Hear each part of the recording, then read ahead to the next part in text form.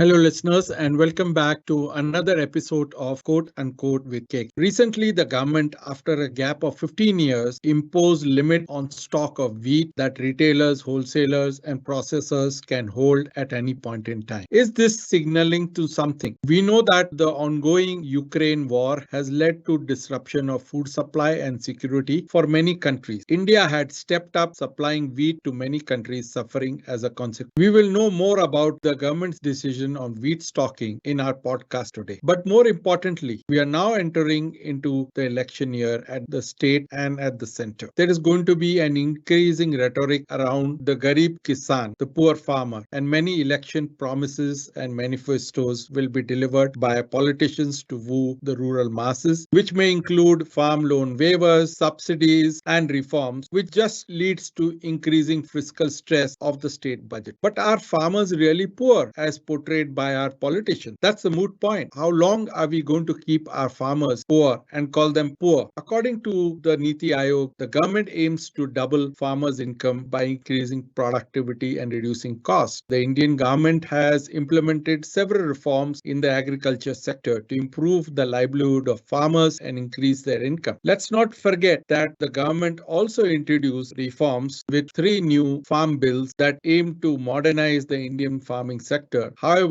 these were met with protests from farmers who are concerned about its impact on their livelihood and income. So we are still back to the debate whether the farmers are rich or poor. On the other hand, the Indian government has also implemented land reforms and advanced the use of high-yielding variety seed that had guided a green revolution in the Indian agriculture sector. These reforms have helped transform India from a food deficit nation to a food surplus and export-oriented country. But over the last 2 decades, the farm yields have plateaued in spite of increased fertilizer consumption. In the past, different leaders and prime ministers of this country at different point in time have given different mantra to our farmers and the country. Lal Baju Shastri gave the mantra Jai Jawan, Jai Kisan. I was on the Prime Minister's task force under the Prime Vajpayee's government in 1998, and we gave the mantra Kisan Ugaye, Janta Khaye, Desh Aage Badh Jaye. What mantra will the political parties give to our voters of this country, including the so-called poor farmers, which is in the need of a immediate agri revolution, which I'm calling as Agri Revolution 2.0? Let me just talk a little bit about it. As our population is aging and health acuity is increasing due to diabetes and various other chronic diseases, we are also seeing increasing food intolerance and diet restrictions. So we now need to start producing more nutritious, healthy food, not just for the elite classes, but for the masses as India enters mid-income countries club and the food basket of the people of India improves toward better dietary habit and food consumption. This may mean we may have to start growing new varieties of food and food grains and other dairy and nutritious products. On the issue of agri reforms, we had two podcasts in our last two seasons. The current podcast is not talking about agri reform. It's talking about the agri revolution, debunking the poor farmer politics and growing high nutritional food for the world. We have invited Harish Damodaran, who has had an illustrious profile and is a thought leader on this subject. Let me walk you through his illustrious profile. Harish Damodaran is a National Rural Affairs and Agriculture Editor of the Indian Express, and he is a Senior Visiting Fellow at the Center for Policy Research, New Delhi. A reporter and editorial analyst with over 3 decades of experience, he has worked with several media groups, including the Press Trust of India, the Hindu Business Line, the Indian Express. Harish has also authored two books, the first one being India's New Capitalist Caste, Business and Industry in a Modern Nation, and he won the Ramnath Goenka Excellence in Journalism Award under the non-fiction book category in 2008. His second book, Broke to Breakthrough, The Rise of India's Largest Private Dairy Company, won the Gaja Capital Business Book Prize for 2022. Harish has also been a fellow of the New India Foundation, Bangalore, and visiting scholar at the Center for Advanced Studies of India, University of Pennsylvania. With this, I invite Harish. So welcome to our podcast, Quote Unquote with KK. Harish, pleasure having you here. Thanks, Kapil, for having me here. Harish, I want to start on this topic with our recent developments. And after a gap of 15 years, the center has imposed limits on stocks of wheat that retailers, wholesalers, and processors can can hold at any point in time. Is there something wrong, and what is this signaling towards? Well, according to me, it shows that the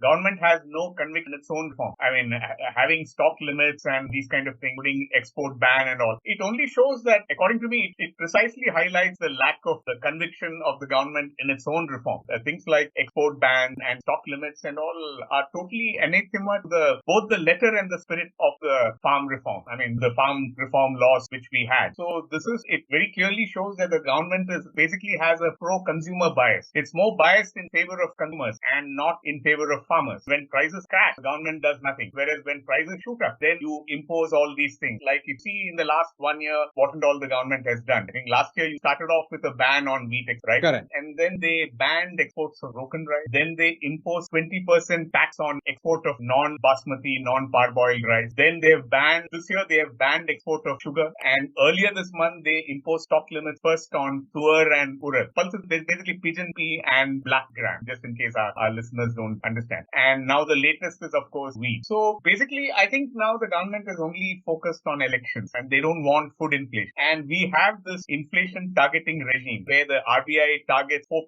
consumer price inflation. And it happens that food items account for about, I think, 45.86% of the total weight in the consumer price index. So the easiest thing is, so RBI cannot control food inflation, whatever. You can't control price of tomato or wheat through by increasing repo rate or by increasing cash reserve ratio, etc. So the easiest thing is what is called supply side management. So basically you just ban export, you impose stocking limits. So if you ask me, these are fairly rigorous. And what is unfortunate is that it comes how many years? I mean, hardly, I think 3 years, not even 3 years after the historic farm laws, right? I mean, it was supposed to deliver the 1991 moment in Indian agriculture, right? Whereas, so you cannot blame, how can you now blame the farm unions or opposition, right? I mean, it's the government itself which is doing it. I think it's pretty unfortunate what has happened. And it just happens to be that the number of consumers are probably, I mean, in terms of vote, probably are more than the number of farmers. Maybe that's and the fact that the farmers sell produce are even less, because I think the government estimates say that there are, I think, 111 million farmers. I think the agriculture census says about 150 million farmers. You had the NSSO, I think called the Situation Analysis of Agricultural Households report, which I think they said that the number of agricultural households is about 90 million. Whereas my own estimate is that the number of farmers in India are not more than 40 million. And when I say that farmers, that is farmers who actually depend on farming. And when I say depend on farming, I'm saying that more than 50% of the farming households income comes from farming. Okay. So we are talking of this about 40 million farmers who are the real farmers in India, right? So maybe in terms of votes, they actually don't count much. So though we say that we have so many farmers, etc., whereas the fact is the real farmers who are businessmen, like you or me, the farmers who produce, sell, right? And which is how it should be, right? I mean, farming be like any other business, right? So it is these farmers who are going to suffer when impose all these kind of things, export ban. So it becomes a one-way bet against the farmer. When prices go up, then you don't allow price go up. But when prices come down, there is nothing you farmers. I think their earnings. Yeah. So I think there's something, I mean, this is something structural. I think part of our political economy, right, where we do many things in the name of the farmer, whereas actually our policymakers are more pro-consumer. And I think that is the entire hypocrisy. So we had a chance, reforms were promised as 1991 moment, etc. Whereas we know now that the government itself didn't have the conviction in those forms. So if you don't believe in your own reform, you have no right to criticize others, including farm unions and opposition, etc. So I think what you have raised is a very important point.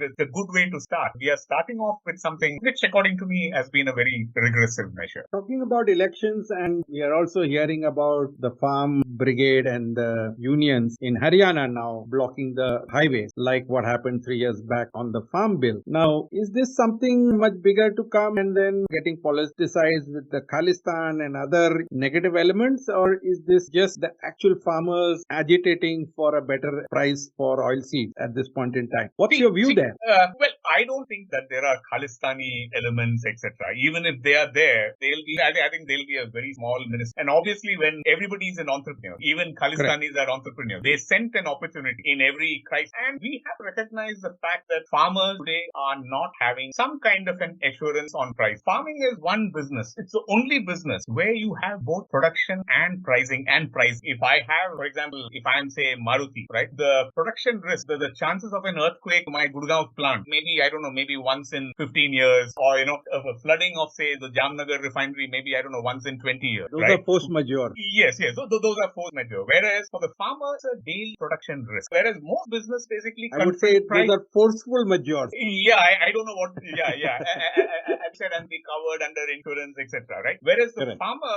also faces price risk, right? I mean, whereas a businessman, yes, if I'm a steel producer, there's a chance that the iron ore price go up, the coal price, the coking coal prices go up, and those kind of things. Most businesses, I think, deal only with price risk. Okay. Whereas farmers, where you have production and price risk, and from the time when I am sowing the crop till the harvest, every day is a risk. And at the time of sowing, if it doesn't rain, then there's no germination, right? And after it germinates, when there is no rain after that, right? At that time, then you again face moisture stress. Then the tillering is compromised. The crop vegetative growth is compromised. And then we know that the time of the harvest, when temperatures suddenly shoot up like they did in 2021, or you have unseasonal rain. Sorry, the temperatures shot up in 2022, last March, the Ides of March. So in 2022, your temperatures shot up. In March 2023, you had unseasonal rain. So we have to recognize that the farmer is someone who's facing production risks, and you cannot say till the crop has been harvested, okay, and brought to the mandi, there is risk. And at the same time, there is also a price risk. Like we are seeing it, for example, I don't expect much of soybean sowing to happen time because prices have crashed. Because we know that globally it is crashed. Yes, globally, your sunflower prices, everything has collapsed. So what you are referring to, this agitation in Haryana, precisely has the fact that sunflower prices have crashed. This is the time when sunflower is harvested, okay?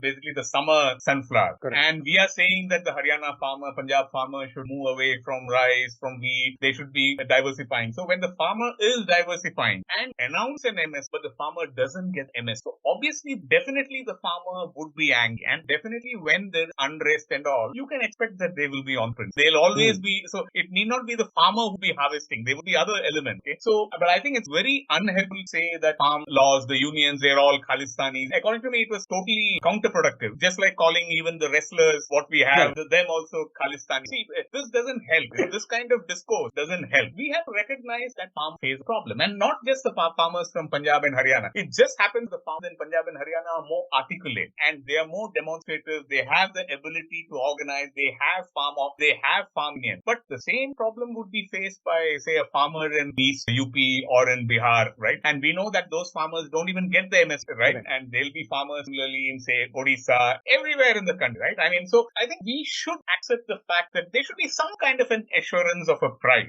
whether you call it MSP, whether you call it somewhere, there should some guarantee of a price. Now, how do you do it is something which we can talk about further. But yeah, I believe that up. But I believe that the time has come for some kind of a little guarantee for an MSP. I know what I'm saying. Most of your audience may not like it. Okay, your listeners may not like it. But I think in agriculture, you have an open mind. So I would love to highlight this thing, and I have a plan how we can guarantee the MSP and what should, as long as believe in what I'm saying, that farming is a high risk profession, right? It's the only business where you have both production and price risk, right? And if we want farmers to farm in future, we need some mechanism to guarantee them a minimum price. So you cannot just announce a MSP and then not do anything about it. So I'm totally with the farmers agitated for on the streets by blocking the highways, etc. Okay, you can say that the means may not be fair, but we should understand and we should respect the farmers' aspiration. And I believe that more helpful way, rather than starting off with Khalistan and that kind of stuff. It was very saddening to see on 26th of January when all these things happened on the Red Fort in Delhi with the farmer agitation, and the tractors moving all over the city.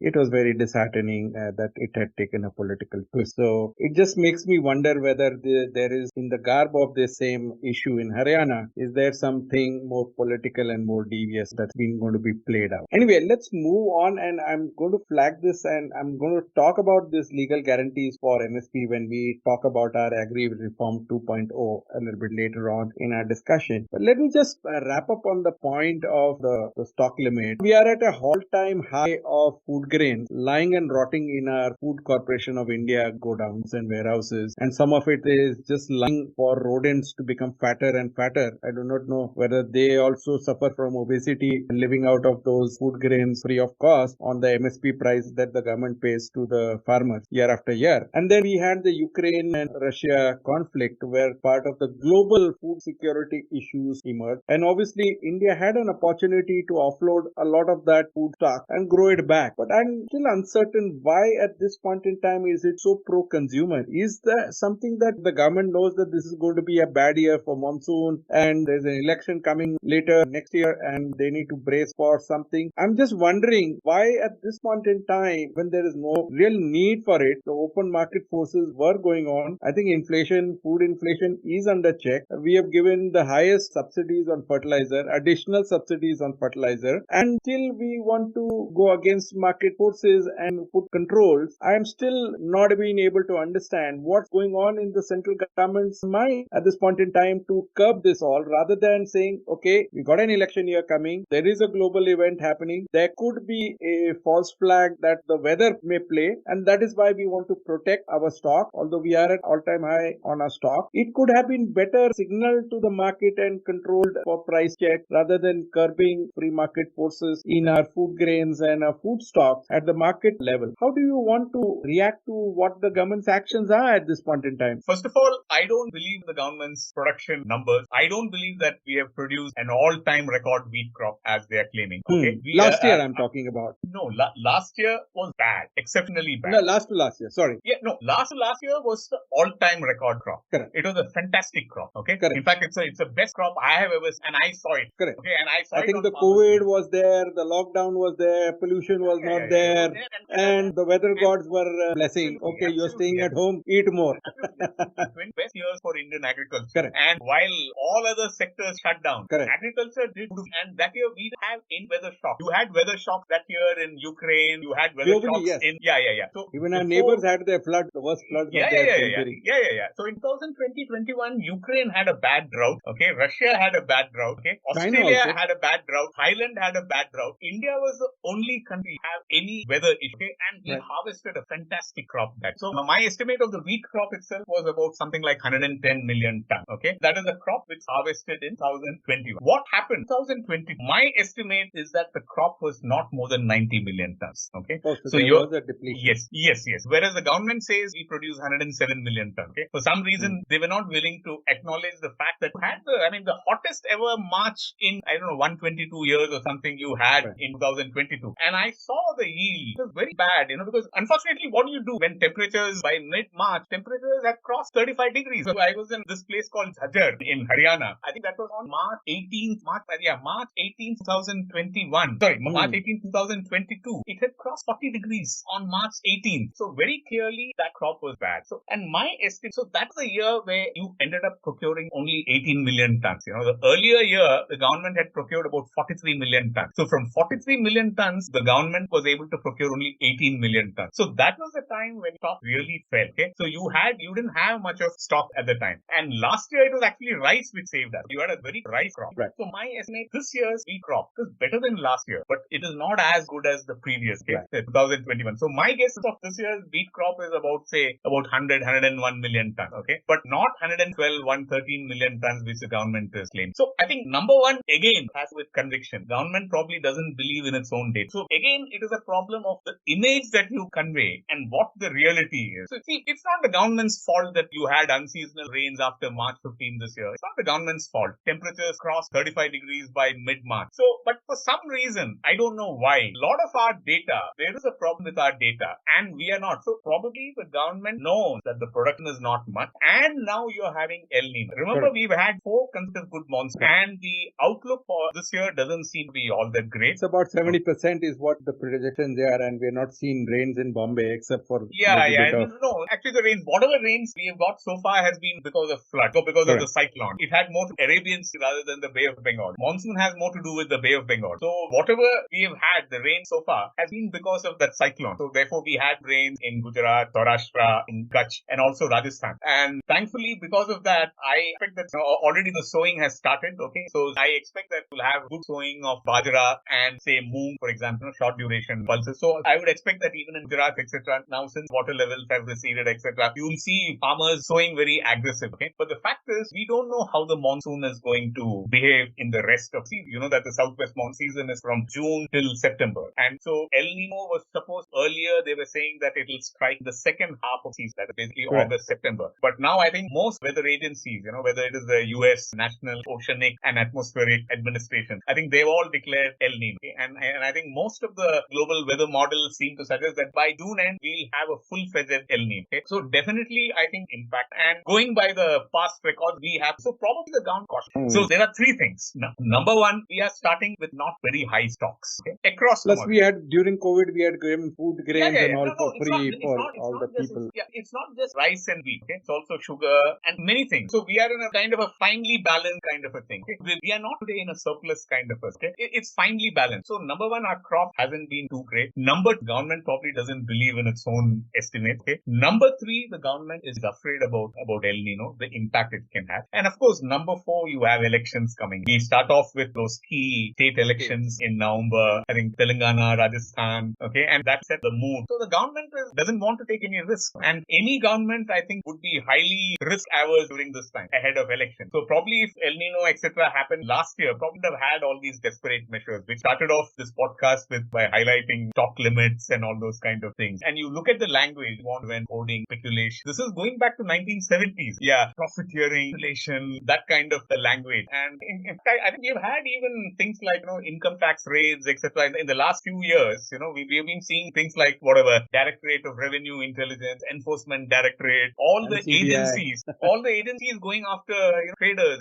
Some dal miller, and for what? I mean, the guy, if I'm a dal miller, because I need to run my mill for the rest of the year, so I have to procure arhar and keep it in my godowns. But then you impose. So I think what we are seeing is a very, very unfortunate thing, and let's hope that all this nonsense will stop after the election, and whoever comes next time, whether it is BJP or I don't know, whatever, whoever comes, I'm not an expert on that, but I hope we start thinking a little long term on agriculture and recognize agriculture not as a weak sector, but as India's strength, because I believe that Indian agriculture, we should not approach it from a defensive kind of a position. That's the welfare sector, poor farmers kind of a thing. Whereas we should recognize the potential that Indian agriculture has. Like, for example, I believe that there are sectors which India is inherently competent. Okay? One is, of course, service, and we know how we have exploited that potential. IT, I think we do something like $110 billion of IT right? I believe that we can do the same thing in agriculture. I think last year we did an all-time high Agri exports. We did of, I think, about $53 billion.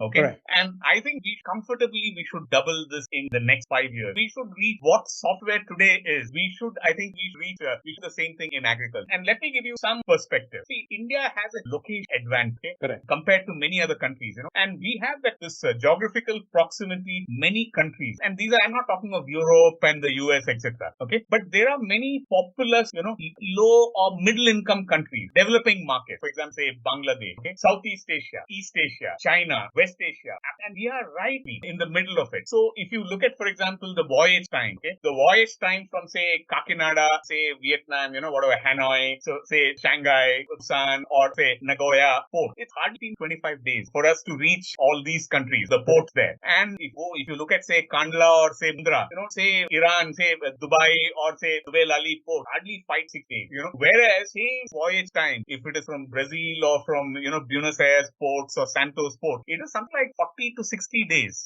So we have this huge advantage where we can a lot of exports from India. And forget about US and EU, etc., because those countries have lot of restrictions, pesticide residue and those kind of things, okay? Let's not even bother about those markets, okay? But we have all these markets where we can export. Like, for example, you look at sugar. How today, we are exporting more than, last year we did, I think, something like $5 billion of sugar exports, okay? And we were hardly an exporter about 4-5 years back, right? Correct. And in fact, we had restrictions on export. Yes, and we never tried it before. So I'll say that one give this government the credit where we really went ahead and started exporting in a big way. So if you look at, like, I think last year we did something like nearly $6 billion of sugar export. I think about 11 million tons. From nowhere we became number 2. Okay, and we are exporting raw sugar today to Bangladesh, to Indonesia, to Dubai, to all these countries, to even China. And because of our location advantage, whereas we produce from November, April. The Brazilian sugar season starts from April on. Okay? Correct. So during this period, we supply to everybody. And sugar is one example I love to give. Another example I love to give is buffalo meat.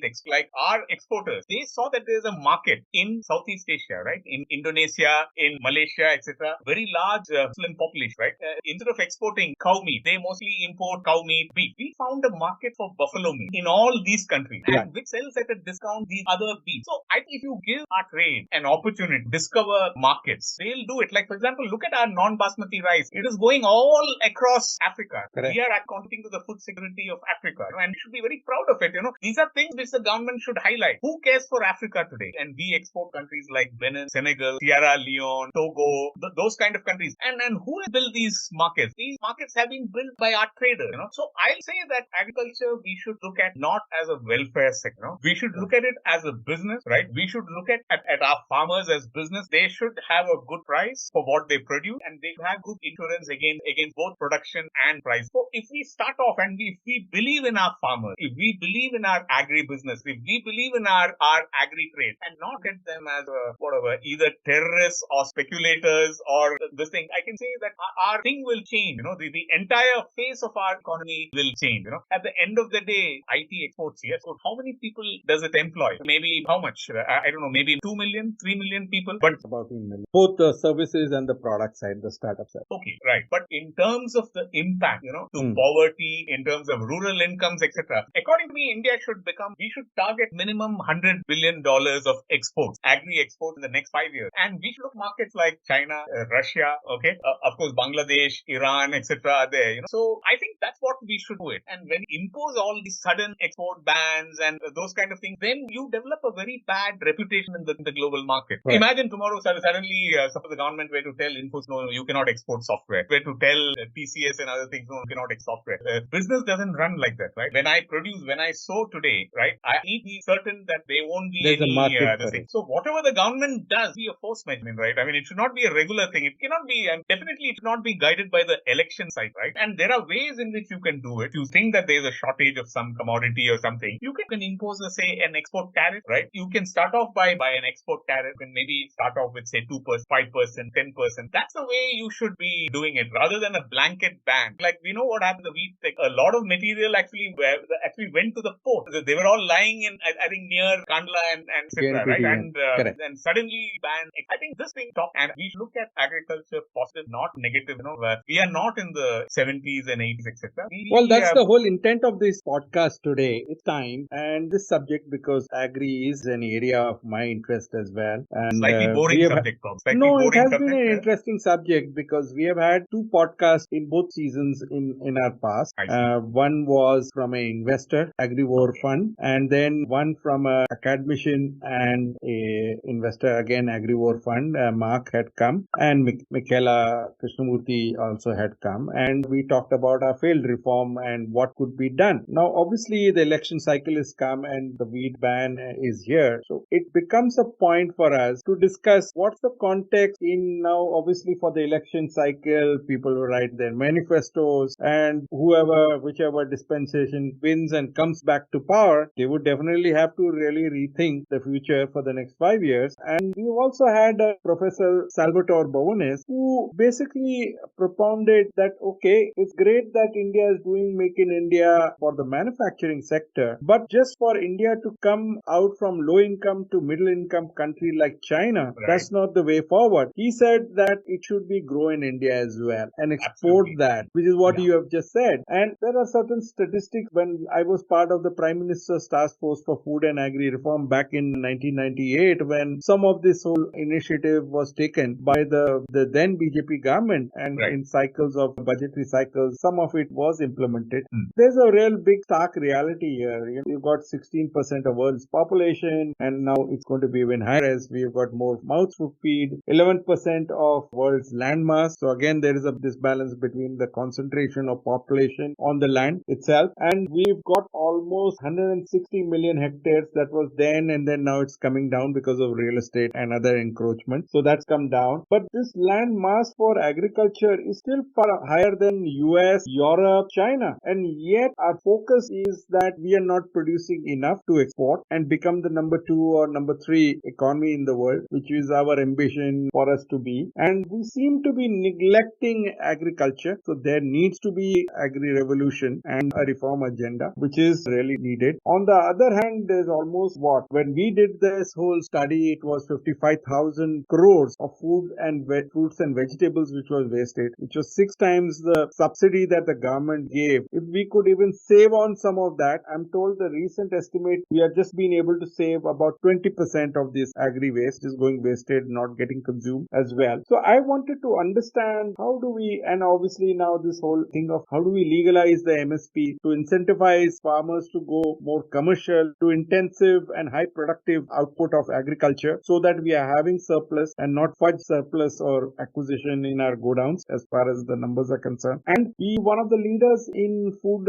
and processed food export, so that we can realize that we are one of the top economies in the world and be a superpower in food and agriculture as well. So having said that, I would love to get your thought whether the next government does it or not. How do we now start reforming the agriculture sector, which we would love to say as Agri Reform 2.0, growing our food security and food surplus and being a food superpower in the world? Okay, I'll say that the first thing, number one, we should start off by we trust and believe in our farm. Okay, if you start off with that, I think that's a great thing. Okay, and the logical extension of that is we should give the farmer an assured price. Okay, whether legally assured or whatever, that we can debate. So now, how should it be? Okay, I believe that the best way to do it is let farmers sell at whatever the price. Let it be at the going market price, and government can simply pay the difference between the MSP and the market. Okay? Now that's not that easy. Okay? Right. For that, what we need to do is we need a system where every transaction is recorded. Okay? Say, look at, for example, the stock market, right? Can I just go and buy a Reliance? So we were talking on the trust of the farmers, but my basic issue here is, Harish, our political leaders have a very paradoxical statements to make, which is very casteist, I would say. Garib Kisan, poor farm. If that is the mindset, I mean, if he's poor, what is the trust? You will trust a poor guy. That is what I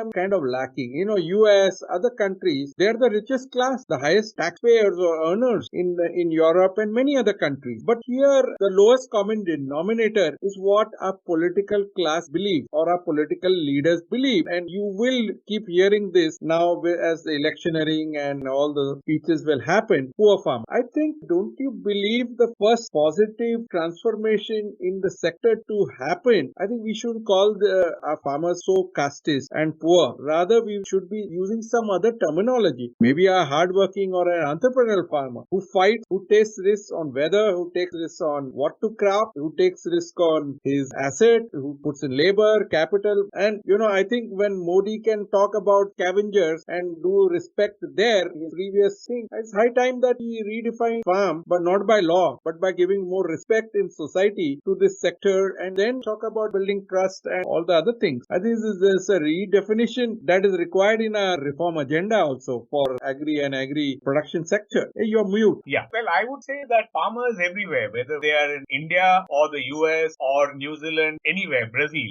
I think the thing which unites them is the fact that they are the only businessmen who face both the risks which I told you, both production as well as price. Okay? So all countries treat their farmers as special, and this has nothing to do with poor or rich. Okay? It is just that they recognize that agriculture as a profession is inherently prone to more risk than other kind of profession. So rather than treating our farmer as poor, Garib Kisan or that kind of a thing, let us look at the farmer as a business person, whether woman or man, and how we address and somebody who's basically facing risks. So how do you address this? So that's what I would look at the role of MSP. Right. So coming to what I was saying, today when you buy, you cannot just buy a Reliance share or an Infosys share just like that. You have to buy through an exchange. You need to have an account, a demat account, and you need to go to a broker. And every purchase, every transaction is recorded, right? I know at a given time how much of Reliance shares or how much of CS shares change hands. So we need to move to a system where all sales by farmers are recorded. Now, how do we do it? I think this government wants, for example, look at creating a national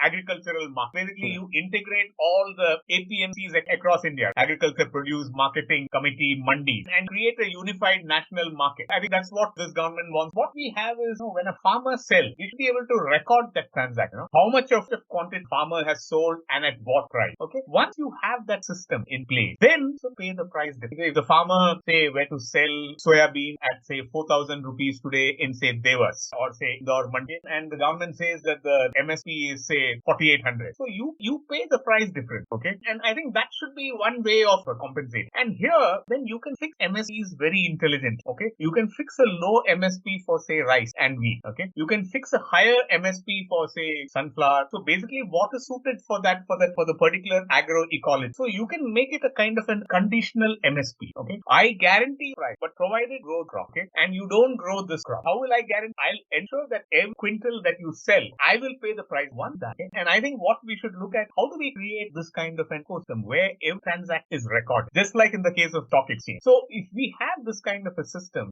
then you can leave it to the markets. You allow the farmer to this thing. I'm telling you, once assure some kind of a price to the farmer, our farmer can produce anything. Okay. Because you yourself said, what, 160 million hectares. We have enough land. We have enough water. We get on an average about 1,200 millimeters of rainfall. No country gets this kind of rainfall. So we have land, we have sunshine. Harish, how do we implement this? We've got enough satellite sensing for weather, and we've got satellite sensing of pre-sowing, sowing, pre-harvesting, post-harvesting images as well, which we can probably and we can send out drones also, which can capture images with geolocation tags. So just for the system to be foolproof, we've got technologies now which are very sophisticated, and then obviously we can build in our artificial intelligence models on top, which can do some bit of prediction over a period of time. It can be maybe 90 to 95%. So the fudging of the prices, which basically happens with onions and on the seasonality side of things, where MSP becomes lower, and then all those fudging can be trapped by these sort of technologies. For this whole guaranteed MSP and differential, which is your long or short selling, can be then tracked with these production and what mandi and where these are getting sold. I think it's a matter of ITCs, e-Chopal, and those sort of national level systems that I believe can enable these sort of ideas which you are suggesting. Yeah, what I'm suggesting is, this will then incentivize state, to set up mandis. Okay? Whether it is a state-run mandis or whether it is private mandis, it doesn't matter. Okay, and like for example, Madhya Pradesh, it already has enough mandis, right, where they can record all the transactions. Right now, Bihar doesn't have any. Right, so you create political incentives in such a way, that the Bihar farmer says, hey man, when I am selling, my transaction is not getting recorded. I'd rather move to another state and sell my produce. Yes. This price, this kind of a thing, it will set off competition among states, to ensure that you create the kind of the mandi infrastructure, whether it is private, whether it is the thing. See, and the transaction doesn't have to take place physically in the mandi. It can even take place in the godown or in a rice mill or in a dal mill. It's just that when the sale happens, then there is, so it's something like national stock exchange. You don't need to have a physical exchange earlier where you can have a terminal anywhere. Any place can be. So basically, once you have this kind of a system, and immediately it should be able to generate an e-way bill. So all that becomes proof that this trader has bought from this particular farmer. And now when you have all these things, Aadhaar, and I think it's a matter of detail, how to do it. See, because I'm not an IT guy, but I have been thinking about kind of a thing. You have this kind of stuff, then you don't need FCI and NAFED and all those things which you were pointing out, the whatever rotting grains and those kind of things. You won't require. Okay, government can stock enough of other things just for, open market intervention. You stock enough, but the idea of stocking is not for procuring from farmers and paying an MSP, etc. That is only for, some kind of a strategic reserve. Like all countries should have, say, for example, a strategic reserve of even, say, crude oil. I think we have built those kind of things. So a similar kind of can have. But once you have kind of a thing where you will tell farmers that I will backstop you. If you do that, then you don't need to, as you're saying, you don't need to look at the farmer. You look at the farmer then as a productive person, not as a garib admi, but as a businessman. And we get both our heart and brain working. The heart has to recognize that the farmer is a high risk taker. Is a much bigger risk taker than any other business. You recognize that, and then now you have the brain how to ensure that the farmer gets this thing. I think that's something which we need to move. This would be, according to me, the number one reform for the next government which will come in. The next reform which I would say is, see, if you look at the Green Revolution was basically about you basically bred variety, basically dwarf variety. The dwarf variety were more responsive to fertilizers and what. Okay. So, for example, you take say wheat. To produce 1 ton of wheat, you need 25 kg of nitrogen. Okay. So suppose I want to increase my wheat yield from 1 ton to 4 tons. Then you should be able to give 100 kg of nitrogen, okay, for 4 times. Now in the earlier wheat variety, pre-green revolution, were all very tall. They couldn't even take say 50 kg of nitrogen. To give 50 kg of nitrogen itself, they would lodge. Okay. They were very tall and slender, so they would grow vertically. Okay. So the green revolution was about breeding dwarf variety with strong stems that could take more nitrogen. So more input, more out. Okay. That was the whole philosophy. Now that philosophy today is not to work any longer. It cannot be more input and more out. It has to be less input and more out. Okay. So I think that has been now and the green revolution 2.0 now. Yes. See, we are putting a lot of fertilizer into plant. In the 60s, for example, I think you needed to give about 12 kg of NPK, that is nitrogen, phosphorus and potash. I mean, 1 kg of NPK would be about 12 kg of grain. That is what it was. But today, with that 1 kg of NPK, you are hardly producing 5 kg of grain. So basically the response has come down. The fertilizer, the crop response. So the crop can put more fertilizer. But like in humans, you have antibiotic resistance, you have now fertilizer resistance. So the crop is not responding to fertilizer, okay? Right. Because there is too much of nitrogen, there is too much of this thing, and we are not giving other nutrients, right? We are just giving nitrogen, we are not giving sulfur, we are not giving calcium, we are not giving magnesium, we are not giving any micronutrients. Most important, your iron, molybdenum, and zinc, etc. You are just giving the guy, more and more nitrogen. Now, it will not. Obviously, after some time, it will not respond, right? It's like feeding somebody just rice and wheat and then expecting he to be a wrestler. It's not possible. You have to give, So I think the focus should be on crop nutrition. How do you improve? Okay. One reason why pesticide consumption is growing, our consumption of pesticides and these things are growing because we are not giving good nutrition. If I give you good nutrition, you don't need to have medicine, right? I mean, we know that the people who survived COVID, the chances of survival were better for those who were eating well, who had good, whose nutrition was good. So same way we should approach crop. So we focus on nutrition. So I think that is where the next challenge should be, because we have to recognize the fact that India doesn't have any gas which goes to produce urea, etc. We don't have any rock phosphate reserve, right? We don't, which is what you make diammonium phosphate. We don't have any potash. We don't have any elemental sulfur. Okay, we have a lot of water. We have enough. India has enough water and India has enough sunshine and India has land, but we don't have any mineral deposits, right? We are a mineral poor country, unlike a Africa or a Russia or all these countries. So therefore, move away from this idea of more input, more output. That's not happening. Rather, we should be able to produce more with less. Okay, so I would say that should be the focus. The second focus of how you ensure that the farmer, instead of using 3 bags of urea, can the farmer use just bags of urea? So I think that should be the second focus of reform. Where that should also cut down on subsidies, fertilizer subsidies and other things. Not just subsidy, even import bill. In fact, I calculated that our total import of fertilizer is something like, I think it will come to about $30 billion. Okay, so we cannot afford that kind of a bill. So on the one hand, you spend foreign exchange importing $30 billion of fertilizers and their raw materials and intermediates, etc. And on the other hand, you also pay a subsidy of, 1,50,000 crore, 2 lakh crore. It's okay in an emergency, fine. Like as you said, you had the Ukraine war and those kind of things. But ultimately, need to cap the usage of urea and DAP. I'll say that we should not be consuming more than 30 million tons of urea. Okay, and urea itself not plain urea. Urea, we should have micronutrient coated urea. So a urea or a DAP should be a carrier for other micronutrients. You can have zincated urea and you can have boronated DAP, right? And we recognize that this kind of fertilizer consumption is lucky and we cannot afford it. But we need to now change all our fertilizer plants, which were in the 70s or 80s with snap progetis and those Italian and other technologies to now much more micronutrient based production facilities. I guess that means that we would have to invest into a newer generation fertilizer plant. I don't think we have had a new modern age latest fertilizer plant set up in our country, I think since 1980. I think the last set of fertilizer plants were in the 1990s. Okay, 1990s. Then after that, it's been more debottlenecking and brownfield. The UP one not is been any greenfield project. And I can understand why the fertilizer industry is not investing. Because the subsidy is available only on urea and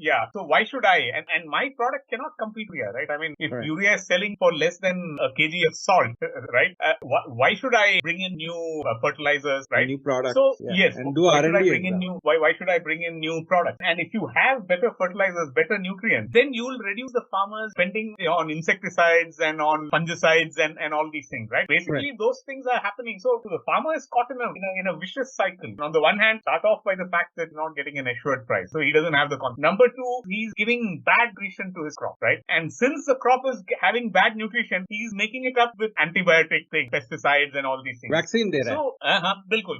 So I think the best minds in this country start focusing on agriculture here. And I think we have good minds who are going into finance and IT and, AI, etc. But if we have people who will focus their minds, the beauty about the Green Revolution during that time, it brought the best minds of India at that time. And that was because it was a crisis. I mean, it was a ship-to-mouth existence. So you had M.S. Swaminathan, you had the Norman Borlaugs, you had some fantastic ministers, you had C. Subramanian, you had Lal Bahadur Shastriji, you had Indira Gandhi, right? They all, and there was a lot of focus on agriculture, right? And which was from the fact that you're in a crisis, you were waiting basically for the next ship, right, to arrive, and you were very vulnerable to blackmail, right? And geopolitics and those kind of stuff. So if we have this kind of thing, if you have good minds coming into who will think about agriculture and all, and probably this is the right time. I mean, I think you've chosen a good time, because before elections and those kind of things. So if we have good minds to come in and debate it very honest, don't start off by the Khalistani hai. Don't look at the farmer as either a subsidy guzzler or as a garib. That's the right perspective. Yes. I want to bring up one issue that he had recommended in 1998 was to give agriculture and food processing infrastructure status. Anyway, you are not collecting taxes from the farmer, but if we give this an infra status, first of all, right from the land, the allied infrastructure for storage, processing, everything gets a priority. It's looked at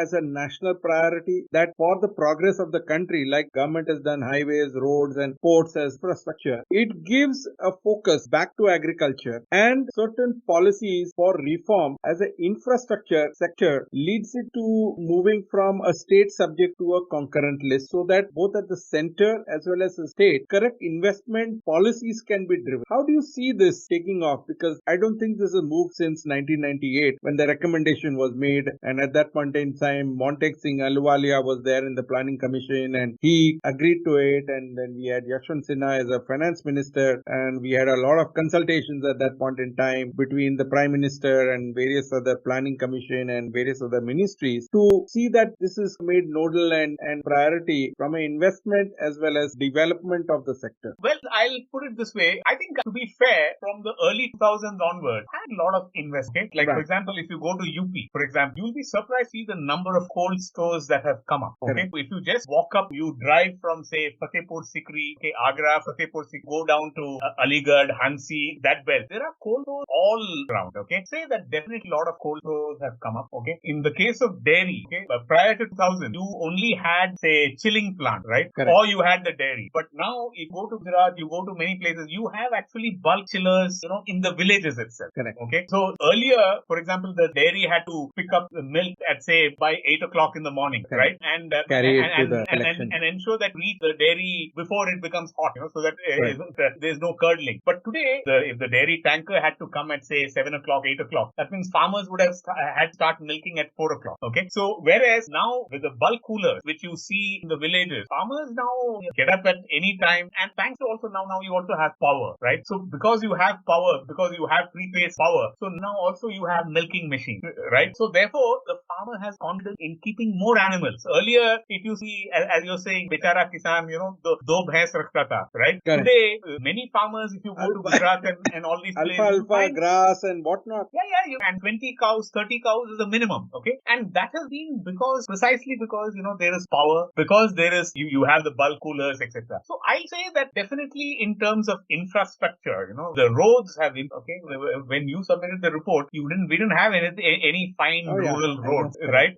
But thanks to the Pradhan Mantri Gramin Sadak Yojana, I mean, remarkable. I mean, you go anywhere, and for example, go even to a state like, say, Bihar, for example, Bihar has had a remarkable corn revolution. You'll be surprised to know that corn yields in Bihar are as high as what get in Iowa, Illinois, or, all the so-called corn belt, the Midwest. So the farmer in Katihar or Purnia, he harvests as much as the farmer in Illinois Illinois or Iowa. So all that is possible because of good roads. So I would say that infrastructure definitely has improved a lot. And three-phase power, I think, has made a lot of difference, this thing. So things like dal mills and all these things have become very common. And then, of course, the other thing, when you submitted the report, there was hardly any communication. Right. Today, every farmer No knows internet what the price. also that time. There was no internet. Yes. So I had to if roam you- around the whole countryside. Absolutely. Whereas today, you have a profusion of YouTube channels. There are Right. so many and unbelievable number of viewers.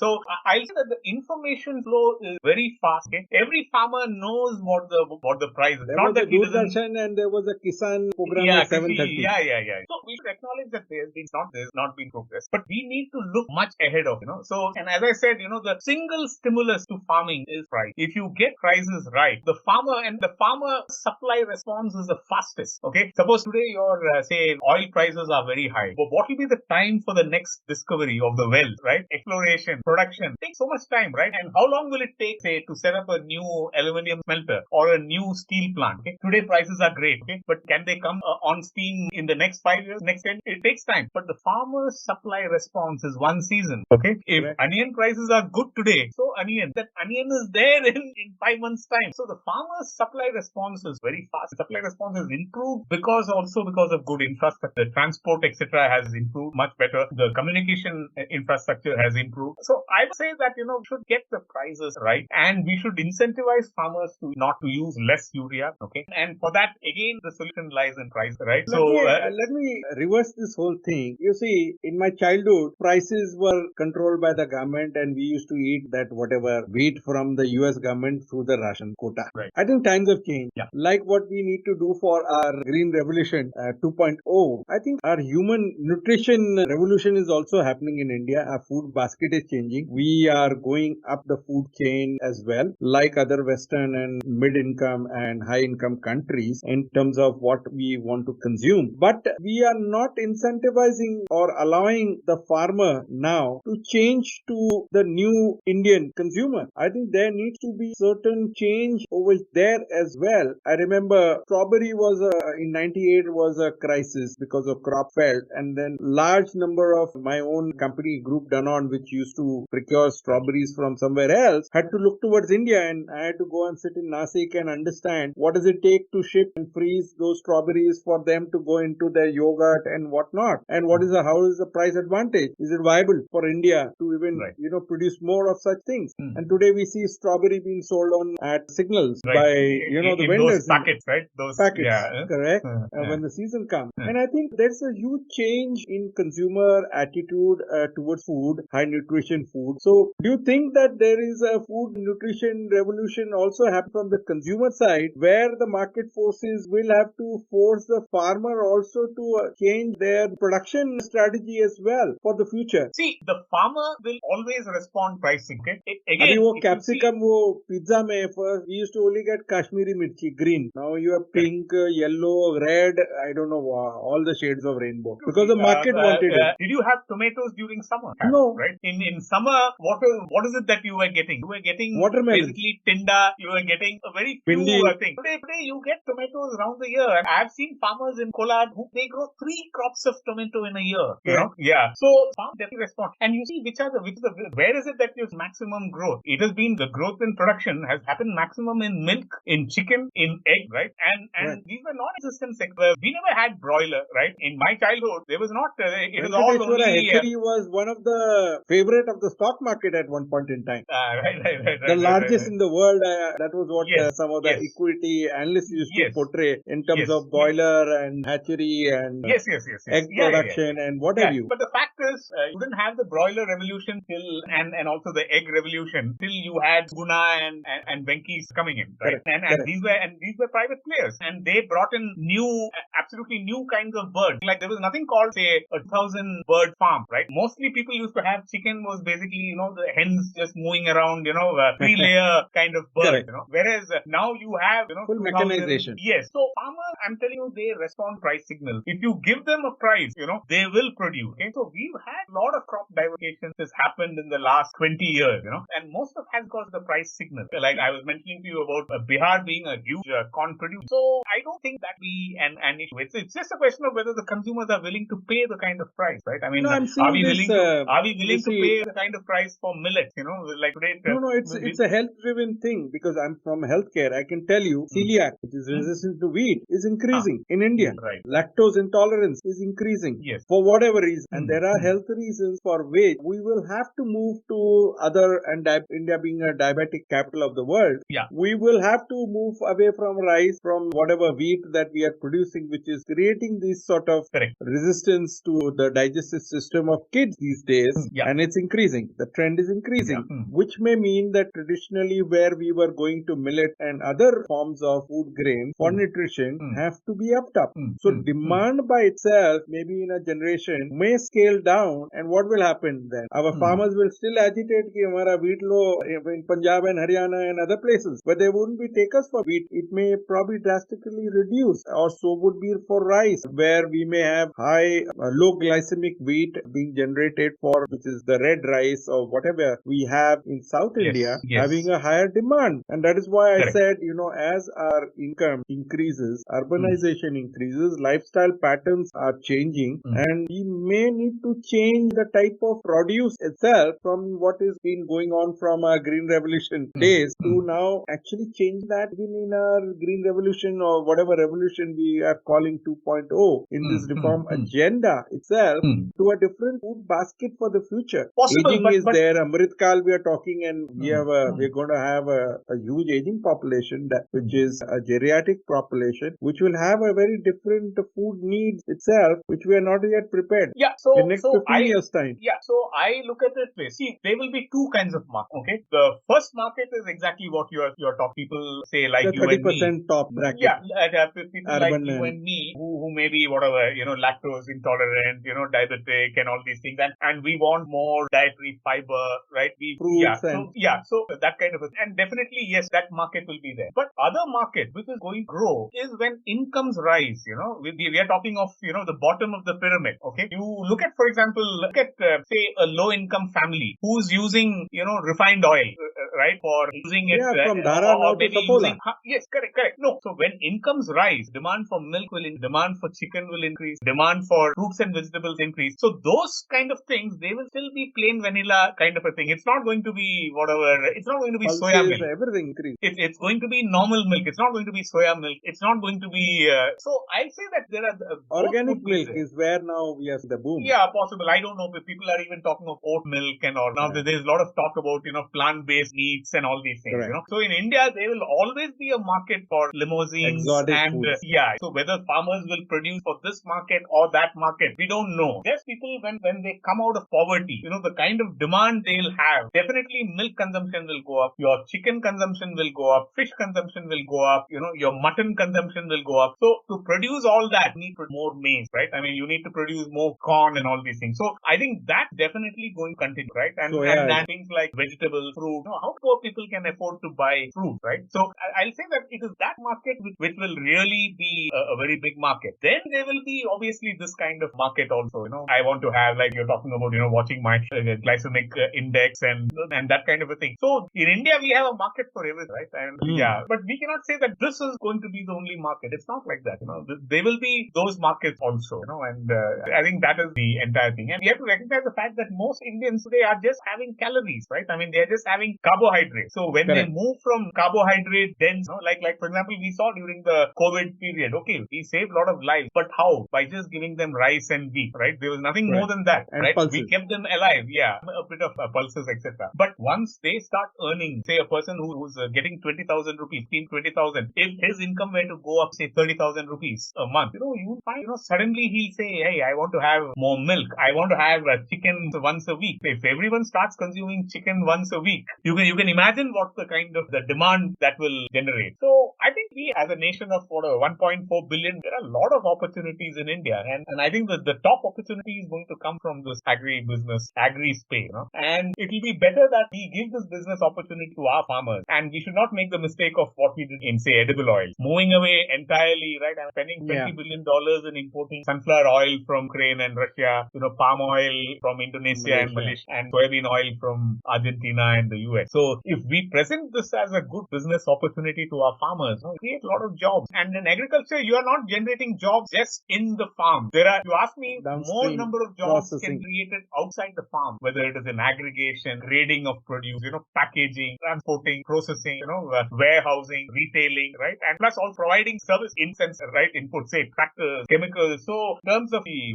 employment elasticity, the multiplier is massive, and 1 is to 25 is what I was told when I was doing the thing, and there was some sort of report called the FIDA report, which was yes. 1998, yeah, 1997, yeah. McKinsey CIA, by McKinsey, by the then HUL vice By chairman the way, Gopal. most of the predict they made were all correct. Yeah, At that and time, they said hats off, Gopal was also part of our committee because he had moved from HUL I think, to yes, Tata I Sons, know, and he was Mr. R. very much Gopalakrishnan. influential, Yes. working with So, me and Ratan Tata as well. yeah. In fact, one of the things which they said, market which will grow, which they predicted was branded data, and came, Correct. and they said that, package will see a revolution absolutely on the dot. So I'll say that is a remarkable report. I mean, even today. So we need one more FISA report, but which will actually the give guy FISA who to wrote farmers. it was a foreigner, Kito Debor.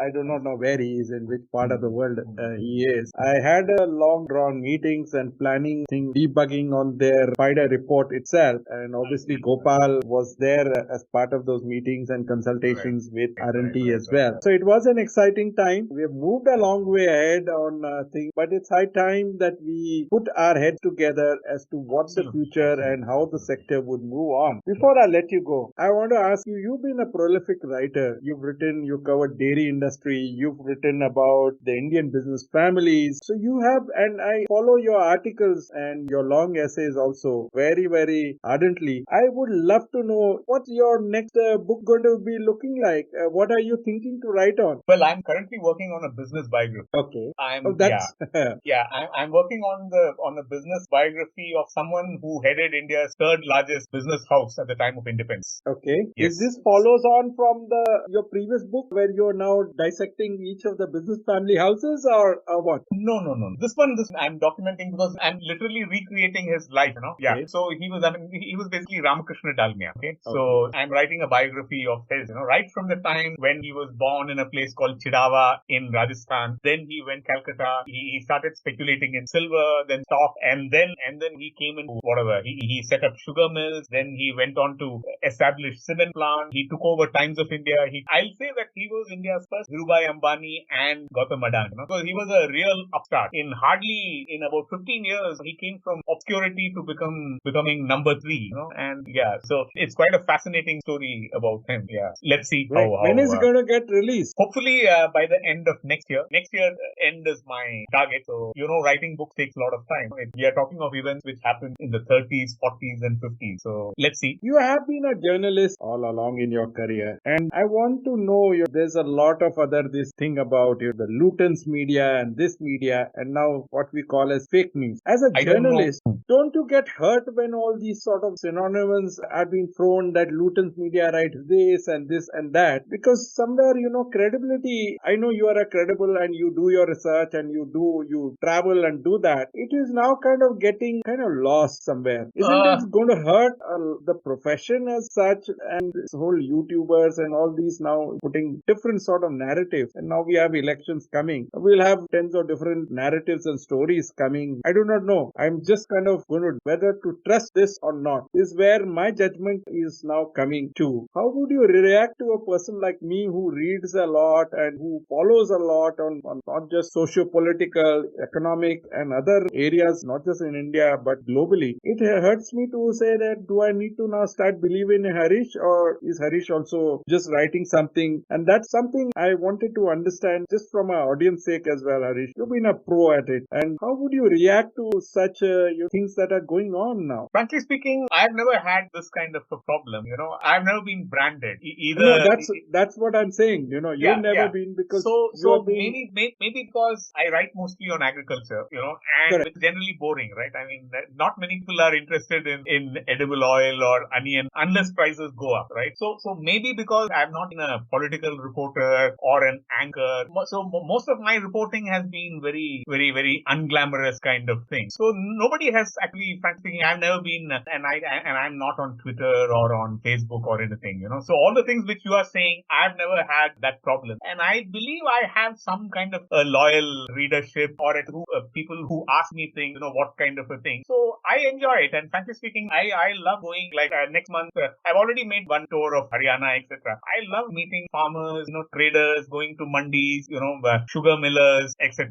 So I don't interact much with politicians and those kind of people. So it has not affected me. And I think as long as journalists, they're professional to their cause, of writing, and there should be nothing between them.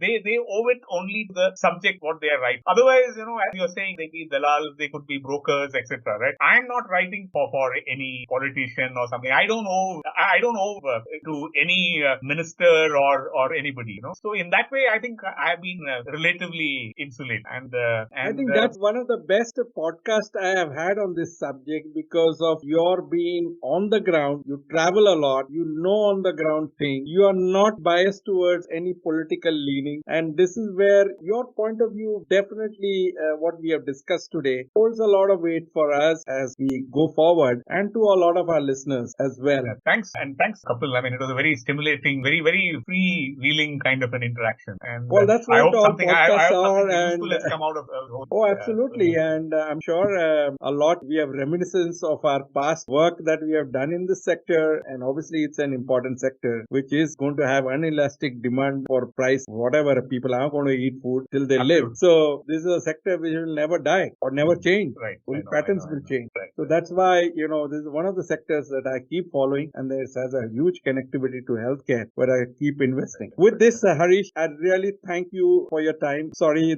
for the interruptions that happened because of the power outage, but it's great to have you today to openly talk and challenge some of the thought that people like us and other people in the industry think about what's going to happen and speculate. But this is a great perspective from you. On behalf of our sponsors, our team, I'd like to thank you for coming on our podcast today. Good luck, and let's hope we have a good monsoon and a good production this season as well. Yeah. And let's hope that stock holding limits, etc., become history fast. Hope so. Thank you so much. Bye-bye.